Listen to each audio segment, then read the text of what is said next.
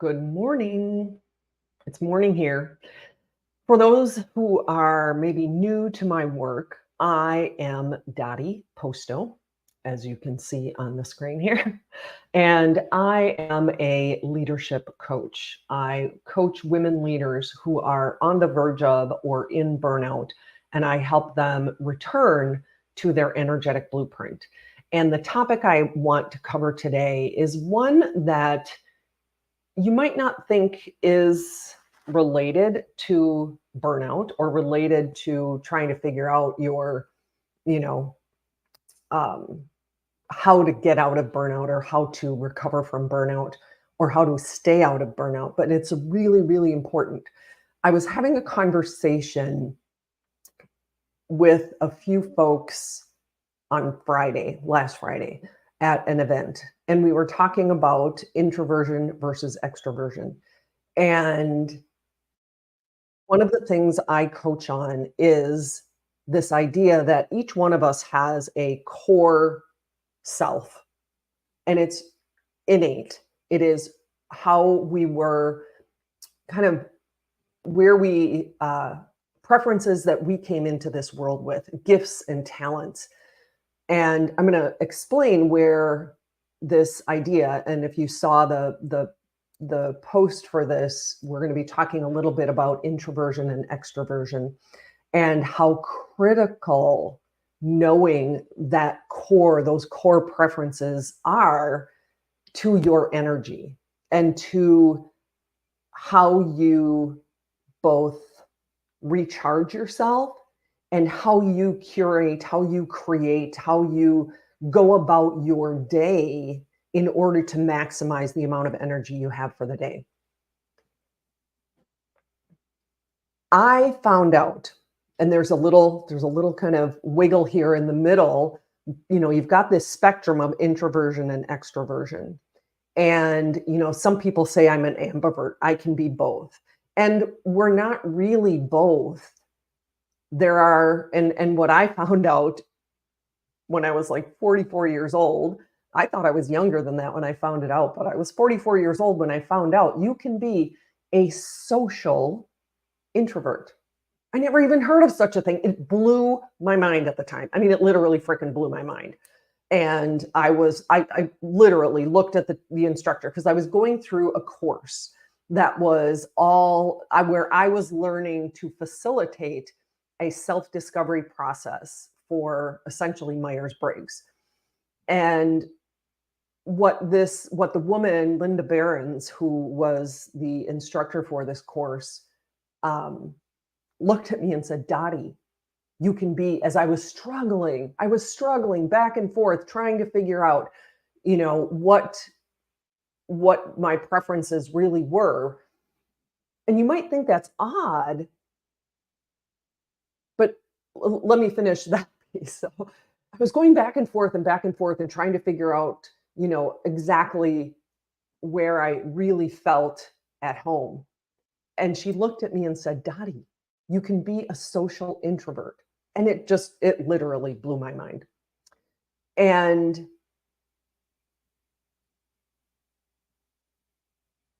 you may find it interesting that I said I was struggling to really align and figure out and really get to that point of figuring out my preferences.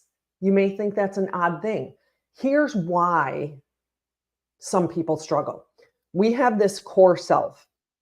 And at some point I'll learn how to bring slides up during this live and share that, but just haven't done that yet. So if you picture a circle, the core self, those are your preferences, your gifts, your talents. And when you are doing things that are aligned, when you know what that is and what you're doing is aligned, you're going to have, that's what I refer to as your core, your energetic blueprint. Each one of us has a unique energetic blueprint. Part of it has to do with this spectrum of introversion and extroversion, and there are other pieces to it as well. Around this core, however, is our developed self. If you picture another circle, and that developed self is patterns and habits that we do in order to belong, in order to get along, in order to be loved, much of those patterns and habits are developed very early in life, most of them before you leave, you know, primary school. So, very early we learn. And sometimes, and I even learned this interestingly enough, I learned about how some of these patterns can even be developed in infancy. And I won't go into that now, but there was an amazing, I just like a revelation in one of the videos I watched from Dr. Gabor Mate. But that developed self, those patterns and habits, I developed a pattern and a habit of extroversion, of really being that mega social, mega outgoing. And I am social, I am a social introvert. But when I was trying to be more on that extroversion side of really being involved in everything, and it was a little bit more than just extroversion, it was this constant doing, this constant, having to be out there in the world and doing, which is really part of extroversion.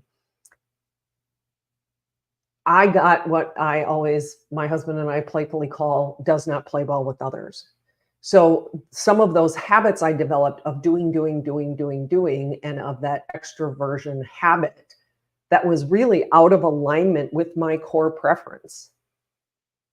I got a lot of does not play well with others. Those patterns and habits take a lot of energy. When those developed patterns are not in alignment with who you are at your core, they take a shit ton of energy. A shit ton. That's one of my favorite terms. A shit ton of energy. Your core preferences, when you're in alignment with that is self-generating energy. When you are operating in these patterns and habits in the developed self, that takes more energy if those patterns and habits are not in alignment with the core. Now, there's a third circle on the outside called your contextual self. And that contextual self is the roles that you play that may be in or out of alignment with your core. And when you know that a certain role, I'll give you an example. I had a boss, a manager, when I worked at a local manufacturer here, and she was an introvert. And she was not a social introvert.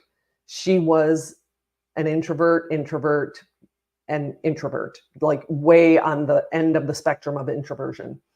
And she was the leader, and she could be very engaging and very social with the team and very dynamic in leading an event.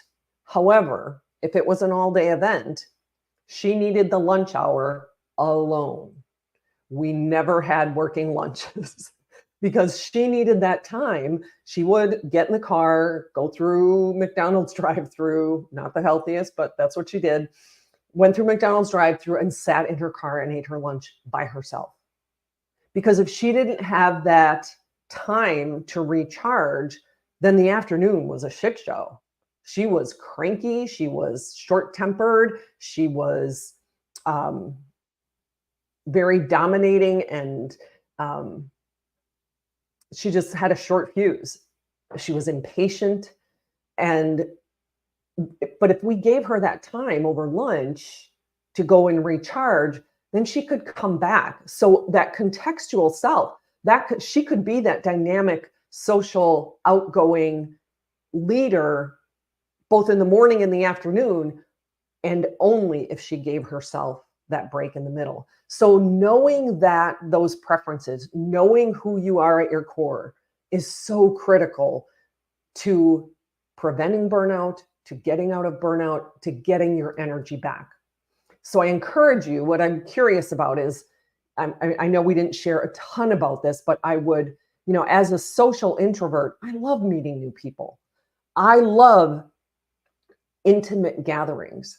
I can deal with big gatherings, and I thought